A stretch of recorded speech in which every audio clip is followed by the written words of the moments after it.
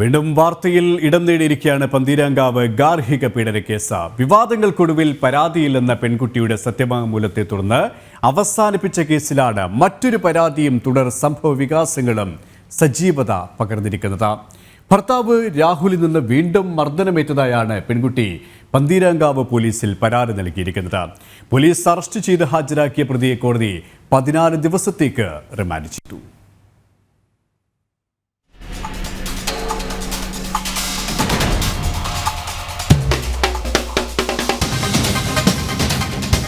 പന്തീരാങ്കാവ് ഗാർഹിക പീഡന കേസ് കേരളം വളരെ ഗൗരവത്തോടെ ചർച്ച ചെയ്ത ഒരു വിഷയമാണ്. എന്നാൽ ആന്റി ക്ലൈമാക്സോടെ വിഷയം കെട്ടടങ്ങുകയായിരുന്നു. എന്നാൽ ഇതാ പുതിയ ട്വിസ്റ്റോടുകൂടി പുതിയ പരാതിയുമായി വാർത്തയിൽ ഇടം നേടുകയാണ്. ഏറെ കോളിളക്കം സൃഷ്ടിച്ച പന്തീരാങ്കാവ് ഗാർഹിക പീഡന കേസുമായി ബന്ധപ്പെട്ടാണ് വീണ്ടും വഴിത്തിരിവുണ്ടായിരിക്കുന്നത്.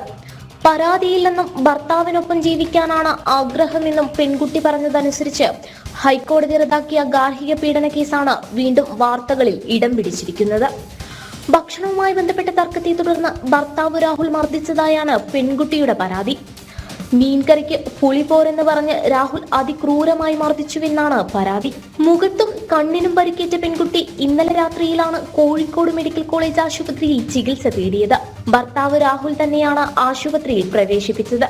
ആശുപത്രി അധികൃതർ അറിയിച്ചതിനെ തുടർന്ന് പോലീസ് എത്തിയെങ്കിലും പെൺകുട്ടി പരാതി നൽകാൻ തയ്യാറായിരുന്നില്ല. വിവരമറിഞ്ഞ് എറണാകുളത്ത് നിന്നും രാത്രി തന്നെ പുറപ്പെട്ട അച്ഛനും അമ്മയും എത്തിയ ശേഷമാണ് പെൺകുട്ടി രാവിലെ പോലീസ് സ്റ്റേഷനിലെത്തി പരാതി നൽകിയത്. രക്ഷിതാക്കൾക്കൊപ്പമാണ് പന്തീരാങ്കാവ് പോലീസ് സ്റ്റേഷനിൽ എത്തിയത്. അതിക്രൂരമായ മർദ്ദനമാണ് കഴിഞ്ഞ 2 ദിവസങ്ങളിലായി അനുഭവിക്കേണ്ടി വന്നതെന്നും അമ്മ വിളിച്ചതിന്റെ പേരിലും ദിവസങ്ങൾക്ക് മുമ്പ് മർദ്ദനമേൽക്കേണ്ടി വന്നതായും പരാതിയിൽ പറയുന്നു.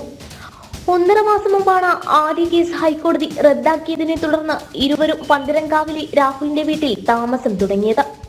ഭർത്താവിന്റെ വീട്ടിൽ വെച്ച് ക്രൂരമർദ്ദനമേൽക്കേണ്ടി വന്നുവെന്നാണ് പെൺകുട്ടി അന്നും പരാതി നൽകിയത്. പരാതിയിൽ കൃത്യമായി ഇടപെടൽ ഉണ്ടായില്ലെന്ന വിമർശനത്തിൽ പന്തീരാങ്കാവ് പോലീസ് സ്റ്റേഷനിലെ SHOയ്ക്ക് നടപടി നേരിടേണ്ടി വന്നു.